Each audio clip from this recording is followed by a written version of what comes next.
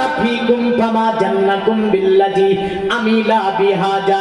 যদি বাবা মার অবস্থা এত উত্তম হয়, তাদের সম্মান যদি কিয়ামতে এত আল্লাহ পাক দান করে, তাহলে যে ব্যক্তি কোরআন পড়লো আল্লাহ পাক তার সম্মান কিনা দিতে পারে। জোরে বলেন সুবহানাল্লাহ। এই পৃথিবীর মুমিন মুসলমান, বেদ বলেন, বাইবেল বলেন, চন্দ্রবস্তা বলেন, ত্রিপিটক বলেন, মহাভারত বলেন, সাহেব বলেন, পৃথিবীতে এমন কোন গ্রন্থ নাই যা আল কোরআন আপনার এই বিজ্ঞান গবেষণাগারে, বিজ্ঞান আপনার এই যে মন্ত্রগারে, বিজ্ঞান গবেষণাকে আপনার গন্তব্য স্থানে পৌঁছাতে যে সাহায্য করেছে, কি যে কিতাবটা, তার নাম হচ্ছে আল কোরআন। জোরে বলেন সুবহানাল্লাহ। এই নিয়ে প্রথমতম একটা টাচ আপনাদেরকে দিয়ে যাব, যাতে করে আমার যুবক জেনারেশন কোরআন শিখতে চায়, আমার যুবক জেনারেশন যাতে কোরআনের দিকে আগ্রহী হয়, আমার যুবক জেনারেশন যাতে করে আল কোরআন শিখতে চাই, তারা যাতে আল কোরআনের দিকে আপনারা গিয়ে যেতে চাই, এই দিকে আমাদের টার্গেটটা করতে হবে। কারণ যুবক যদি আপনার কোরআন না পড়ে, আপনি মনে রাখবেন ওই সমাজ দিনের পর দিন নিম্নমুখী হবে, উন্নতি হবে না। আর আমাদের সমাজে ভেবেছি ওই বুড়োরা কোরআন পড়বে। হ্যাঁ, কারা কোরআন পড়বে? বুড়োরা। কিন্তু আপনি কি জানেন যে সমাজের যুবকেরা নামাজ পড়ে না, ওই সমাজ কখনো উন্নত হতে পারে না। যে গ্রামের যুবকেরা কোরআন পড়ে না, ওই গ্রাম কখনো উন্নত হতে পারে না। যে গ্রামের যুবকেরা নামাজ থেকে দূরে থাকে, ওই গ্রামে কখনো আল্লাহর রহমত আসতে পারে না। আল্লাহ সবচেয়ে বেশি ভালোবাসে যুবকদেরকে। জোরে বলেন সুবহানাল্লাহ। কাদেরকে বেশি ভালোবাসে? সবচেয়ে বেশি ভালোবাসে যুবকদেরকে। কিন্তু যুবকেরা ভাবে যে বুড়োরাই করুক, আমরা করবো না, এখন আমাদের চুলদাড়ি পাকবে যখন, তখন আমরা শুরু করবো। হ্যাঁ, কিন্তু বয়স শেষ, বয়স ওখানে শেষ হয়ে যায়। দেখেন, চুলদাড়ি পেকে গেল মানে মৃত্যুর টিকিট আল্লাহ ধরিয়ে দিল। এই বান্দাইকে মৃত্যুর টিকিট দিয়ে দিলাম, কবে তার দিয়ে দেবো ঠিক নাই, টিকিট দিয়ে দিলাম তোরে, তার পূর্বও ডেকে নিতে পারে। কিন্তু চুল দাড়ি পেকে গেল, মৃত্যুর টিকিট আপনার কাছে এসে গেল। তাহলে আমাদেরকে মৃত্যুর টিকিট আসার আগেই সামান বেঁধে নিতে হবে। জোরে বলেন সুবহানাল্লাহ। সামান যদি আমরা তৈরি করে নিতে পারি, বেঁধে নিতে পারি, নিশ্চয় আমাদের জন্য কল্যাণ হবে। যদি আমি দেখেন বিভিন্ন জায়গাতে বিভিন্নভাবে বিভিন্ন কোয়ালিটিতে ওয়াজ করে থাকি, বেদ বাইবেল ভবিষ্যৎ কোরআন জানতে বাস্তব যাই বলেন না কেন, এগুলো পড়লে নেকি হয় না, গুনাহ হয়। কি হয় বলে মৌলভী সাহেব কেন? হ্যাঁ, শুনতে চাই আমাদেরকে, তাই শোনায়। কিন্তু অ্যাকচুয়ালি ভাবে এতে অসংখ্য শিরকি কালাম আছে। কি কালাম আছে? অসংখ্য শিরকি কালাম। শিরকি কালামগুলো কত খাতারনাক দেখেন। অথর্ব বেদে বলছে, ঈশ্বর পরম কসবরূপ স্বামিত্ব নিরুকার বর্ণনাতীত নিষ্কম্পচ্চ কুচিত সত্যরূপং সপ্তানং প্রকাশাতি কর্ণনং কর্ণং তথা সর্বশক্তিমান কশ্যপি সহস্র প্রজনং নবর্তুতে। কি ধারণা বললে ঈশ্বর, ওই পরমেশ্বরকে বলা হয় যার কোনো ছবি নাই, যার কোনো মূর্তি নাই, যার কোনো হাতে যাকে অঙ্কন করা যায় না। অতএব কথাগুলো ঠিক, কিন্তু আবার যে ঠিকের মধ্যে কত বড় ভুল কথা বলে। বলে যার কোনো ছবি নাই, যার কোনো মূর্তি নাই, যার কোনো ছবি অঙ্কন করা যায় না, তিনি হচ্ছে ঈশ্বর। তারপরে আবার বলছে অতএব নিরকার নিরূপ বর্ণনাতীত উচিত শব্দের রূপং আত্মানাং প্রকাশাতি। আর ঈশ্বর নাকি কখনো কখনো তিনি আত্মারূপে দুনিয়াতে জন্ম নেয়। নাউজুবিল্লাহ বলেন। হ্যাঁ, কত বড় শিরকি কালাম। ঈশ্বর জন্ম নেয়? ঈশ্বর জন্ম নেয়? নেই না। তাহলে এগুলো আমরা যুবকেরা বলে, একটু বলেন, শুনতে ভালো লাগে, তাই এগুলো পড়ে থাকি। কিন্তু কোরআন এমন কি জিনিস জানেন? এগুলো পড়লাম, নেকি তো পেলামই না, বুঝলেন?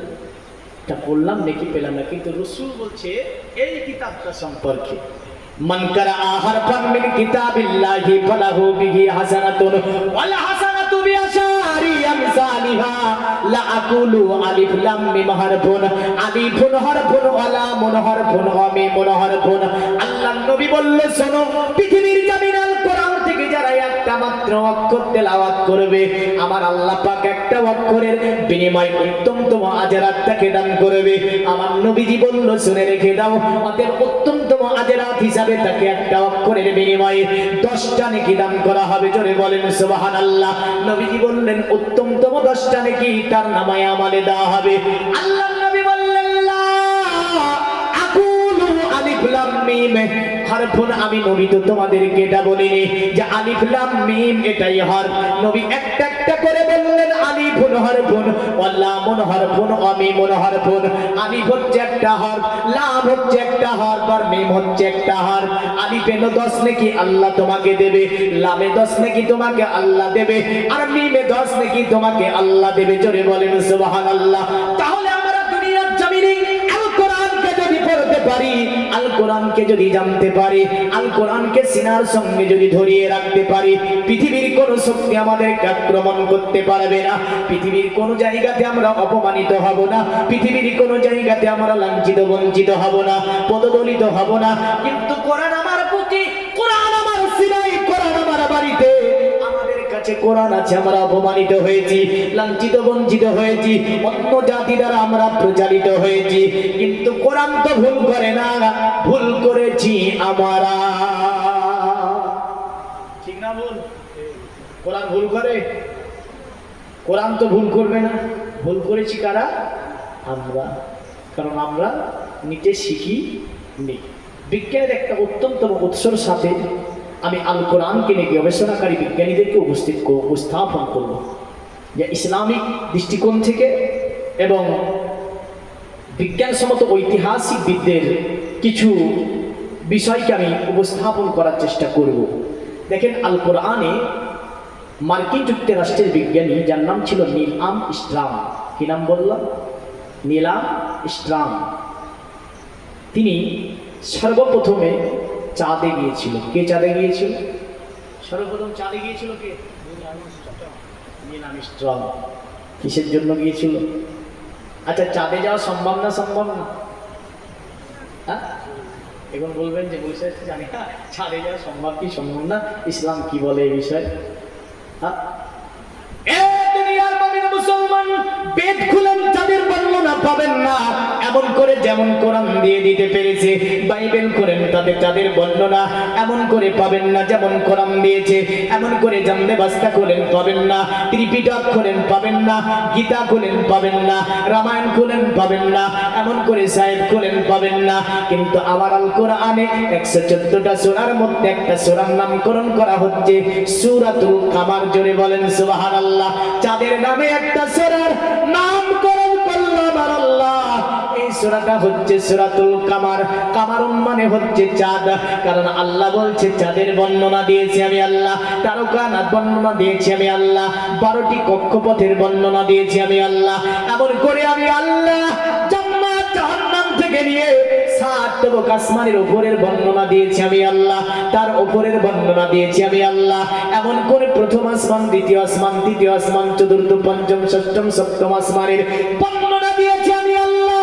আল কোরআনের মধ্যে শুধু তাই নয়, আমার আল্লাহ বিশ্ববাসীকে বলে দেয়, এ বিশ্ববাসী, তারপরে দুনিয়ার বর্ণনা দিয়েছি আমি আল্লাহ কোরআনে। তারপরে পরে জমিনকে আমি আল্লাহ 7টা তবকাতে ভাগ করে দিয়েছি। আর জমিনের নিচে আমি আল্লাহ সুন্দর করে একটা প্লেটকে বসিয়েছি, যার নাম হচ্ছে আপনার কি তাহাতা সারা। একটা পাথরের মুক্তিকা প্লেট রয়েছে বদলের। আমার আল্লাহ বলছে আমি তাহাতা সারার বর্ণনা আল কোরআনে দিয়েছি। তাহাতা সারার নিচে কি আছে আল কোরআন বলে দিয়েছে, তার নিচে কি আছে আল কোরআন বর্ণনা দিয়েছে। এক কথাই সমস্ত সৃষ্টির বর্ণনা আমার আল্লাহ পাক আল কোরআনে দিয়ে দিয়েছে। জোরে বলেন সুবহানাল্লাহ। আপনার আজ থেকে আপনার এই সূরা চাঁদকে নিয়ে গবেষণা হয় কতদিন থেকে যদি বলতে যান, আদম নবী থেকে নিয়ে আপনার আজ পর্যন্ত গবেষণা চলছে বিজ্ঞানীদের। তবে সর্বপ্রথম বিজ্ঞানীদের মধ্যে যিনি সর্বপ্রথম চাঁদে যেতে পেরেছিলেন, তারিখটা ছিল 1969 খ্রিস্টাব্দে 20 জুলাই আপনার 10:56 চাঁদের মাটিতে যিনি পা রেখেছিলেন, এই বিজ্ঞানীর নাম ছিল নীল আর্মস্ট্রং। পৃথিবী থেকে তিনি যখন চাঁদের মাটিতে গেলেন, চাঁদের মাটিতে পা রাখার পরে চাঁদকে নিয়ে তিনি গবেষণা করে। তিনি চাঁদে দেখে কোনো আপনার কি নাই, চাঁদের মাটিতে যেন আপনার কোনো উর্বরতার জায়গা নাই, মানে সেখানে কোনো আবাদ করা যাবে না। এমন করে তিনি চাঁদকে নিয়ে গবেষণা করেন। চাঁদে দেখেন যেন কোনো অক্সিজেন নাই। নীল আর্মস্ট্রং তিনি বলে, পৃথিবীর জমিন থেকে আমি চাঁদে সর্বপ্রথম আমি পা রেখেছি, তবে চাঁদে উর্বরতার জায়গা নাই কেন? তিনি গবেষণা করে পেয়েছিলেন চাঁদে কেন অক্সিজেন নাই পেয়েছিলেন। কিন্তু নীল আর্মস্ট্রং তিনি চাঁদকে দর্শন করলেন, দেখলেন চাঁদের যেন এক প্রান্ত থেকে দ্বিতীয় প্রান্ত পর্যন্ত সুন্দর করে বড় করে একটা দাগ টেনে দেওয়া হয়েছে। তিনি ভাবলেন দাগটা কিসের হতে পারে? এই দাগ এমন করে হতে পারে সৃষ্টি থেকে নাকি কেউ দিয়েছে এই দাগে। আর এই বিজ্ঞানী আপনার তিনি কেন চাঁদের মাটিতে যখন গবেষণা করতেছিলেন, এমন সময় যেন একটা আওয়াজ তিনার কানে যেন ভেসে আসছিল, আল্লাহ হুম্মা সাল্লি আলা সাইয়্যিদিনা মাওলানা মুহাম্মদ ওয়া আলা আলি মাওলানা মুহাম্মদ। এ দুনিয়ার মুমিন মুসলমান, এই বিজ্ঞানী আপনার তিনি ভাবলেন পৃথিবী থেকে আমি চাঁদের মাটিতে এসেছি, কোনো আওয়াজ আসে না, কোনো আওয়াজ তো আসার কথা নয়, কিন্তু আওয়াজটা যেন কিসের আওয়াজ হতে পারে। তিনি খুব মনোযোগ দিলেন সেই আওয়াজের দিকে। ওই আওয়াজটার অন্য কোনো আওয়াজ ছিল না। আওয়াজটা কি ছিল জানেন? আশহাদু আন্না মুহাম্মাদুর রাসূলুল্লাহ।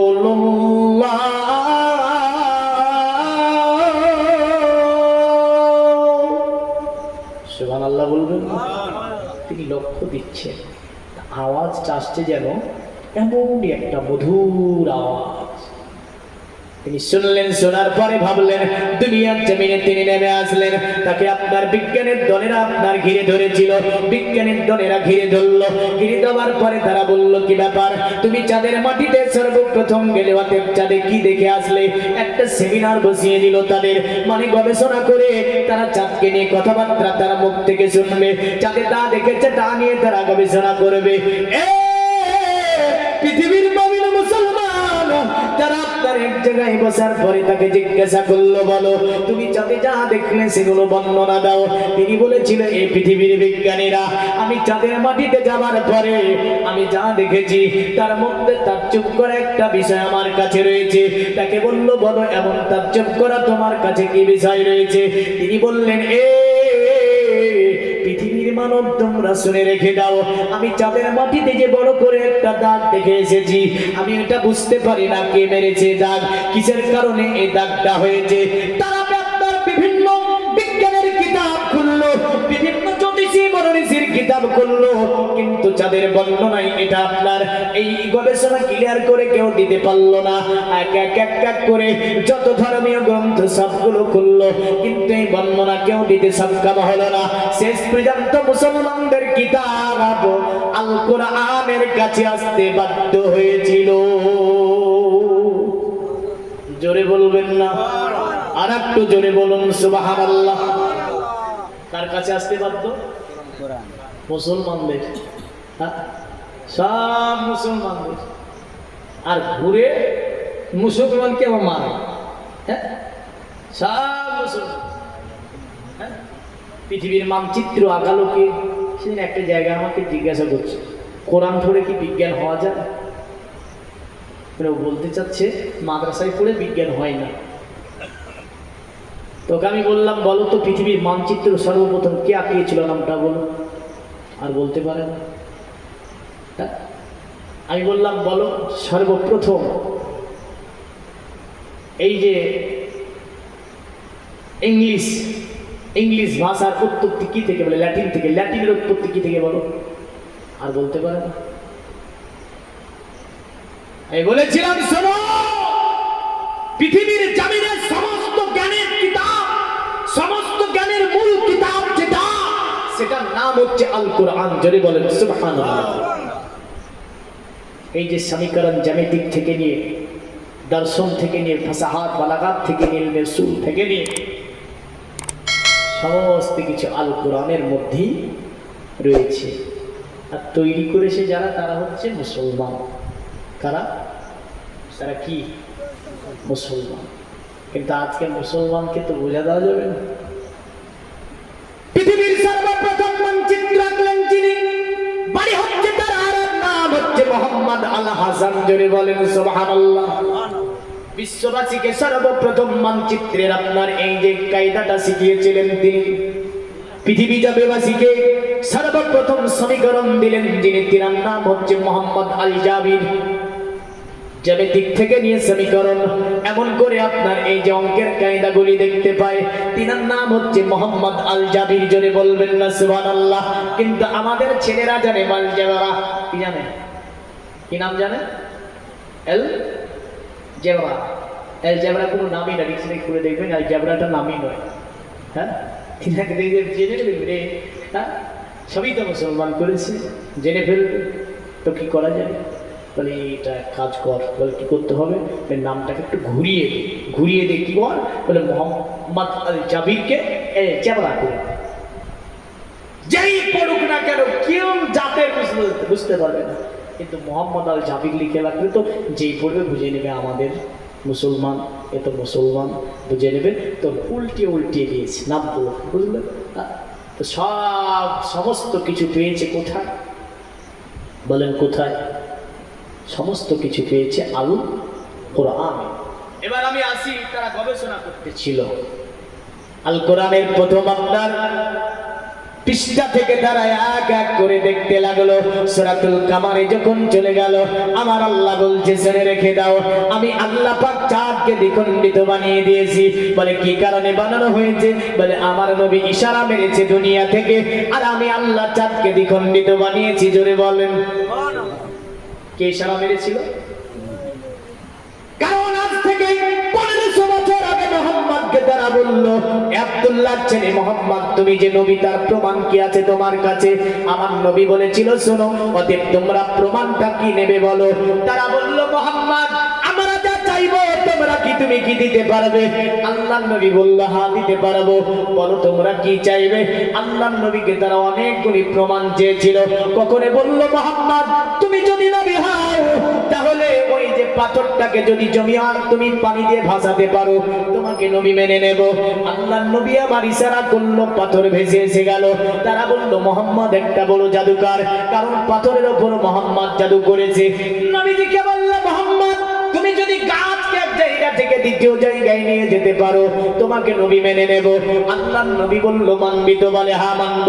নবীজি ইশারা মানলো, চাঁদ আপনার গাছ এক জায়গা ছেড়ে দ্বিতীয় জায়গায় চলে গেল। তারা বলল মোহাম্মদ জাদু করেছে গাছের ওপরে। তারা বলল মোহাম্মদকে এমন একটা কাজ দেব, কারণ দুনিয়াতে পাথরে জাদু চলতে পারে, গাছের ওপর জাদু চলতে পারে, কিন্তু মোহাম্মদ আসমানের চাঁদে জাদু চালাতে পারবে না। কারণ তাদের এটা জানা যে আসমানের চাঁদে জাদু করা যায় না, জাদু আপনার অত দূর যেতে সক্ষম হবে না। জাদুর শক্তি, মন্ত্রের শক্তি অত নাই যে একদম আসমানের চাঁদে যাবার পরে জাদু করবে। তারা নবীজিকে বলল এই মোহাম্মদ তুমি যদি নবী হও তাহলে তোমাকে একটা কাজ করতে হবে। নবীজি বলল বল কি কাজ করতে হবে? বলে আসমানে যে 14 তারিখের চাঁদটা উঠবে ওই চাঁদটাকে দ্বিভাগ করে তোমাকে দেখাতে হবে। যদি তুমি 2 ভাগ করে দেখাতে পারো তাহলে তোমাকে নবী মেনে নেব। আল্লাহর নবী বলেছিল আরবের মানুষেরা আমি নবীজি পড়বে অনেকগুলো মুজিজা নবী রূপে প্রমাণ করার জন্য আমি আল্লাহর নবী দেখিয়েছি, কিন্তু আজকে তোমরা বলছো আসমানের চাঁদকে দ্বিখণ্ডিত বানাতে হবে। এই আরবের বেঈমানেরা, আমি নবী যদি তোমাদেরকে আসমানের চাঁদকে দ্বিখণ্ডিত বানিয়ে দেখাতে পারি তোমরা কি আমাকে নবী মানবে? তারা বলল হ্যাঁ নবী মানব। বলে একাত্মবাদের উপরে কি স্বীকার করবে? বলে হ্যাঁ স্বীকার করব। বুতপ্রস্তির পূজা ছেড়ে দেবে? বলে হ্যাঁ বুতপ্রস্তির পূজা ছেড়ে দেব। আর যদি তুমি নবী অতএব আসমানের চাঁদকে দ্বিখণ্ডিত করতে না পারো বলো তুমি কি হবে? তারা আল্লাহর নবী বলল তোমরা যা বলবে সেটাই করব। উভয় পক্ষ আপনার আল্লাহর নবীর সঙ্গে চুক্তি হয়ে গেল, একটা সালা হয়ে গেল। আমার নবীজি আল্লাহর কাছে দোয়া করলেন, ওগো আমার আল্লাহ তোমার দ্বীনে ইসলামকে সত্যতা প্রমাণের জন্য আল্লাহ আমি নবী পৃথিবীর জমিনে প্রমাণটা দেওয়ার জন্য অনেকগুলি মুজিজা আমি দেখিয়ে বলে আসমানের চাঁদকে যদি আমি দ্বিখণ্ডিত করে দেখাতে পারি তবেই তারা আমাকে নবী মানবে, নতুবা মানবে না। এ আমার আল্লাহ, যদি তুমি আমাকে সাহায্য করো নিশ্চয় আসমানের চাঁদ দ্বিখণ্ডিত হবে। জোরে বলেন সুবহানাল্লাহ। আমার আল্লাহ বলে, হাবিব আমার, দুনিয়ার জমিনে অত মুজিজা আমি আল্লাহ আপনাকে দিয়েছি।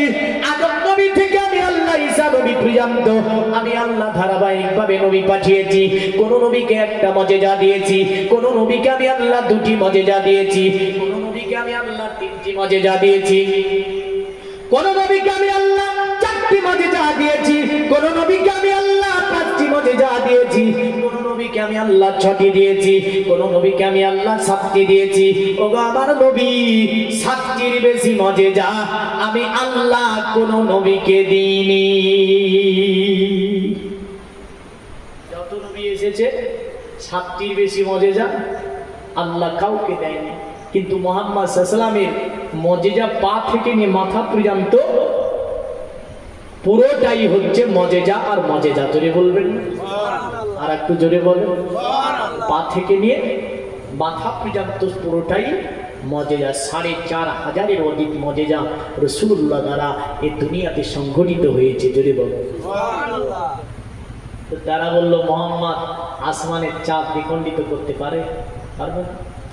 কারণ কোনো মনীষী, জ্যোতিষী, কোনো জ্ঞানী গুণী বিজ্ঞানীরা আজ পর্যন্ত চাঁদকে দ্বিখণ্ডিত বানাতে পারেনি। আরবের কথা, আর মুহাম্মদ পারে। যাক দেখবো। রাত্রি নেমে আসলো।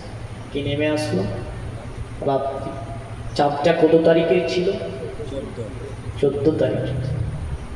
নবীজি দোয়া করলেন চাঁদের দিকে। নবীজি আপনার নূরানি চেহারাখানাকে বাড়িয়ে দিলেন।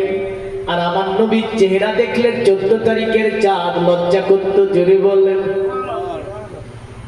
আল্লাহ নবীর চাঁদের দিকে তাকিয়ে আল্লাহ নবী আমার হাতটাকে বাড়িয়ে দিলেন। হাতটাকে বাড়িয়ে দিয়ে নবীজি শাহাদাত উঙ্গলিটাকে খাড়া করেছেন, এইভাবে দাঁত মারছেন চাঁদকে। আমার আল্লাহর ইশারা চাঁদ দ্বিখণ্ডিত হয়ে দুই দিকে চলে গেল। দুনিয়ার জমিনে আমার আল্লাহ বলে, হাবিব, এত বড় মুজিজা কোন নবী দ্বারা হয়নি, আপনি দ্বারা হয়েছে। যেহেতু আমি আল্লাহ এটা শুধু আরবে সীমাবদ্ধ রাখবো না, পৃথিবীর সব কান্ট্রি থেকে এই চাঁদ দ্বিখণ্ডিত করার ঘটনাকে আমি আল্লাহ পাক দেখিয়ে দেব। আরো জোরে বলা যাবে না? আরে আকাশে তারা জ্বলছে সারা, তোমারি সারা চাঁদে পারা পারা। জোরে বলি। কারণ নবীজি ইশারা মারল আর চাঁদ ফেটে গেল। আরে আকাশে তারা জ্বলছে সারা, তোমারি সারা চাঁদে পারা পারা। গারে হীরা কোরআনে পারা, প্রতিটি সূরা তোমারি তরে। জমিন আসমান তোমারি তরে, হলো দু জাহান তোমারি তরে। তেগে মধ্যে জান তোমারি তরে, ও নবী মহান তোমারি তরে। আরে চাইছি দোয়া বইছে হাওয়া, সাফা মারোয়া আসা যাওয়া। জোরে বলি। আর একটু জোরে বলতে হবে সুবহানাল্লাহ। কারণ সাফা মারোয়া যারা গিয়েছে তাদের জিজ্ঞাসা করবেন 7টা চক্কর লাগাতে হয় কটা? আরে চাইছি দোয়া বইছে হাওয়া, সাফা মারোয়া আসা যাওয়া। আরে চাইছি দোয়া বইছে হাওয়া, সাফা মারোয়া আসা যাওয়া। জান্নাত পাওয়া আরো মেওয়া, এসব হাওয়া তোমারি তরে। জমিন আসমান তোমারি তরে, হলো দু জাহান তোমারি তরে। তেগে মধ্যে জান তোমারই তরে ও নবী মহান